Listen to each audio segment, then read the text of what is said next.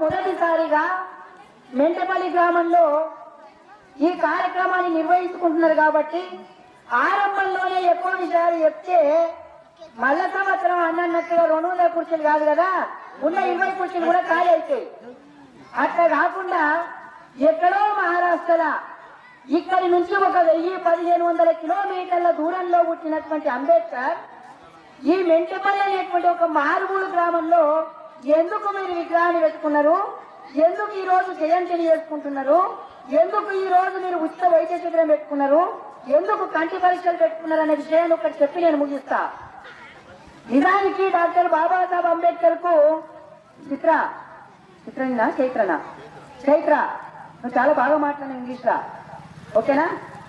ఆయన సో ఎందుకోసం ఇంత సుదీర్ఘ డిస్టెన్స్ ఉన్నటువంటి ఈ ప్రాంతంలో అంబేద్కర్ని ఎందుకు మనం ఈరోజు మాట్లాడుకుంటున్నామంటే ఒకటే కారణం, అంబేద్కర్ తో వ్యక్తిగతంగా బంధుత్వం లేదు.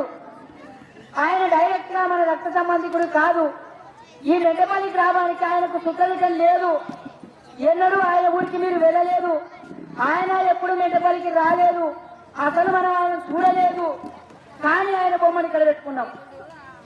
ఇందాక నగరాజు ఒక మాట మాట్లాడిండు, ఈ ఊళ్ళో ఉన్నటువంటి 10 మందిని మర్చిపోయినాం మనం. ఈ ఊళ్ళోనే కాదు, ఈ భూమిలో చాలా మందిని మర్చిపోయాం. మీరు ఆశ్చర్యపోతారు. ఒక మాట చెప్తే, సరిగ్గా 10 ఏళ్ల క్రితం నేను పాఠశాలలో టీచర్ను. ఒక రోజు అనుకోకుండా ఒక అమ్మాయి నా దగ్గరకు వచ్చి, సార్ మీ నాయనమ్మ పేరు ఏం పేరు అని అడిగింది. సార్ మీ నాయనమ్మ పేరు ఏం పేరు అని అడిగింది. మీరు ఆశ్చర్యపోతారు. అప్పటికే నేను 20 ఏళ్ళ ఈ ఉద్యోగంలో ఉండి రోజువారీగా అంబేద్కర్ జీవితాన్ని, పూలే జీవితాన్ని, చదువు గురించి చాలా చోట్ల మాట్లాడుతున్నా. దురదృష్టం ఏంటంటే మా నాయనమ్మ పేరు ఎప్పుడు తెలుసుకోవాలని ఆలోచన రాలేదు నాకు. వెంటనే మా నాయనకు ఫోన్ చేసిన, అట్లనే కాసం నుంచే, నాయన మీ అమ్మ పేరు ఏం పేరు అని అడిగిన. మా నాయన కొంచెం నాకు అవునులే, వీడు ఎప్పుడో చిన్నప్పుడు ఈక్కాలు చేసుకున్నప్పుడు 4వ తరగతిలో మన పడిపోయిండు, వీనికి కానీ ఏం చేస్తుంది అనుకొని మీ నాయనమ్మ పేరు బుడ్డమ్మ అని చెప్పిండు. మీ నాయనమ్మ పేరు బుడ్డమ్మ అని చెప్పిండు. అప్పుడు గుర్తొచ్చింది నాకు. అంటే సొంతం మా నాయనమ్మ పేరు మర్చిపోయిన నేను, అంబేద్కర్ 1891లో పుట్టిండు. ఏప్రిల్ 14 ఆయన తేదీ అక్కడి నుంచి అమెరికా వెళ్ళి చదువుకున్నాడు, కొలంబియా వెళ్ళి చదువుకున్నాడు, లండన్ వెళ్ళి చదువుకున్నాడు. తర్వాత గొప్ప జ్ఞానిగా మారి తిరిగి బరోడా మహారాజు స్కాలర్షిప్ ఇస్తే అక్కడికి వచ్చి ఉద్యోగం చేసిండు. అన్నట్టుగా 32 డిగ్రీలు సంపాదించిండు. ప్రపంచమంతా పర్యటించిండు. 1956 డిసెంబర్ 6వ తేదీన చనిపోయిందని నాకు మొత్తం తేదీలతో సహా తెలుసు. అంబేద్కర్ గురించి ఇన్ని తెలిసిన నాకు మా నాయన అమ్మ ఎవరో పేరు తెలియదు. చూడెట్టుంది కథ. అవి నవ్వుతుంది నిజంగానే, నీవే మంచివి నాయన, మీ నాయనమ్మ పేరు తెలియదా అని. నిజమే తెలియదు. ఎందుకు తెలియదనంటే మా నాయనమ్మ మా కుటుంబం వరకు ఏదో చేస్తుండవచ్చు. మా నాయనకి ఇంత కిల్లి పెట్టిండొచ్చు, ఆయన పెరిగి పెద్దగైన తర్వాత నన్ను చదివిండొచ్చు. కానీ మా నాయనమ్మ చేసిన త్యాగం మా కుటుంబానికి సరిపోయింది. పాపం ఆయన చదువుకోలేదు, కూలి చేస్తే తప్ప ఇల్లు కలవని పరిస్థితి. ఆమెను తప్పు పట్టడానికి లేదు. మా నాన్న చదువుకోలేదు, అందుకే నన్ను తీసుకుపోయి హాస్టల్ వేసిండు. ఏదో చదువుకొని 4 విషయాలు అర్థం చేసుకోగలిగిన. వాళ్ళ జ్ఞానం అంతే. కానీ వాళ్ళు చేసిన కృషి అంతా కుటుంబానికి పరిమితమైంది. అందుకే నేను బుడ్డమ్మని మర్చిపోయినా. అంబేద్కర్ ఎందుకు గుర్తుపెట్టుకున్నానంటే అంబేద్కర్ ఆయనకున్నటువంటి 5 మంది పిల్లలలో 4 పిల్లలు ఒక్కొక్కరిగా చనిపోతుంటే అమెరికాలో ఉండి చదువుకున్నాడు. అమెరికాలో చదువుకుంటున్నప్పుడు తన భార్య రమాబాయి అంబేద్కర్ కు ఉత్తరం రాస్తుంది. ఇప్పటిలాగా ఫోన్లు లేవు. ఏమన్నా అయితే వెంటనే మెసేజ్ పెట్టి, వాట్సాప్ లో మెసేజ్ పెట్టి వీడియో కాల్ చేసుకుని లేనప్పుడు భార్య రమాబాయి ఒక ఉత్తరం రాసింది. అయ్యా, మన బాబుకు అనారోగ్యమైందో, తీవ్రమైన జ్వరం వచ్చింది, దవాఖానకు తీసుకోపోతే చచ్చిపోయేటట్టున్నాడు, నువ్వేమో డబ్బులు పంపమని, నేను చదువుకోవడానికి డబ్బులు పంపమని ఉత్తరం రాస్తావు. ఇప్పుడు నన్నేం చేయమంటావు? ఎవరు రాశారు ఉత్తరం? అంబేద్కర్ భార్య అంబేద్కర్ రాసింది. అప్పటికే అంబేద్కర్ ఒక డిగ్రీ వచ్చింది, అమెరికాలో ఉండి చదువుకుంటున్నాడు, ప్రపంచం అంతా అంబేద్కర్ గురించి మాట్లాడుతుంది. అయ్యో అంబేద్కర్ అంట భారతదేశంలో ఎక్కడో మహారాష్ట్రలోని రత్నగిరి జిల్లాలో అమ్మవారిలో పుట్టిన ఒక మనిషి అంటరాని తనను ఎదుర్కొని ఇక్కడ దాకొచ్చి గొప్ప జ్ఞానవంతుడుగా మారిందంటని ప్రపంచం అంతా ఆయన గురించి మాట్లాడుకుంటున్నప్పుడు ఆయన భార్య ఉత్తరం రాసింది. నువ్వేమో చదువు కోసం డబ్బులు పంపించమన్నావు, నాతో 200 రూపాయలు ఉన్నాయి, నీకు పంపించాలన్నా మన బిడ్డకు హాస్పిటల్ చూపించాలన్నా. మనం అయితే ఏం చేస్తామబ్బా, మనం అయితే ఏం చేస్తామా 200ను మన బిడ్డకు చూపిస్తామా, చదువుకొని పంపిస్తామా?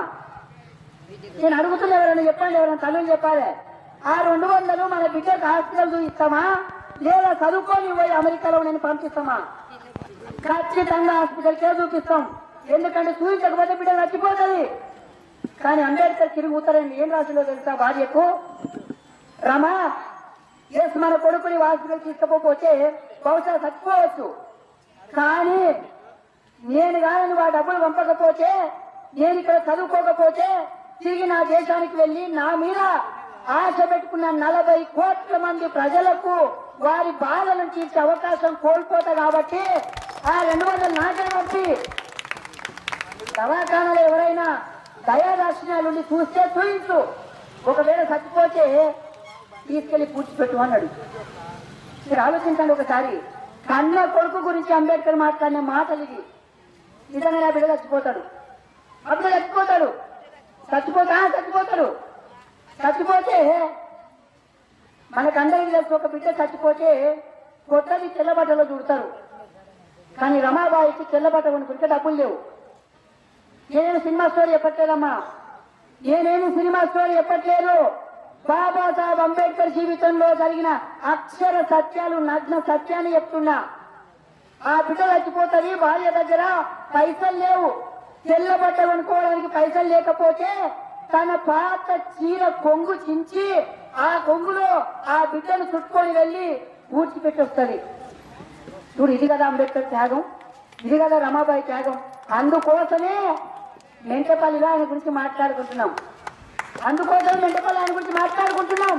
ఓ గంగాధర్, ఓ రమేష్, ఓ రాజారత్నం, ఇందు నలుగురు చచ్చిపోతారు. నేను చెప్పిన పేర్లు అంబేద్కర్ బిడ్డల పేర్లు. బతికింది ఒకే ఒక్కరు, యశ్వంత్ అనే బిడ్డ బతుకుతాడు. చూడండి, ఎవరైనా 4 పిల్లలు చంపుకుంటామా?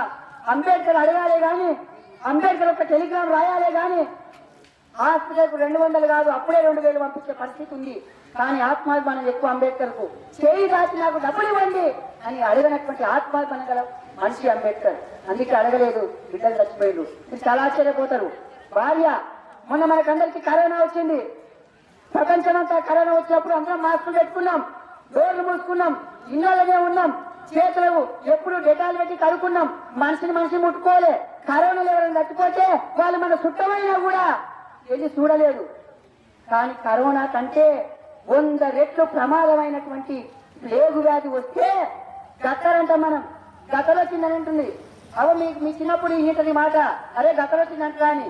గత్తరంటే ఏం కాదు, ఆ రోజు ఉన్నటువంటి ప్లేగ్ వస్తే ఆ ప్లేగు వ్యాధి వచ్చినటువంటి బిడ్డలకు సేవ చేసుకుంటా ఆ ప్లేగు వ్యాధి సోకి అంబేద్కర్ భార్య చచ్చిపోయింది. మీరు ఆలోచించండి, ఎందుకు మాట్లాడుకుంటాం ఇక్కడ ఆయన గురించి అంటే కారణాలు ఇవి.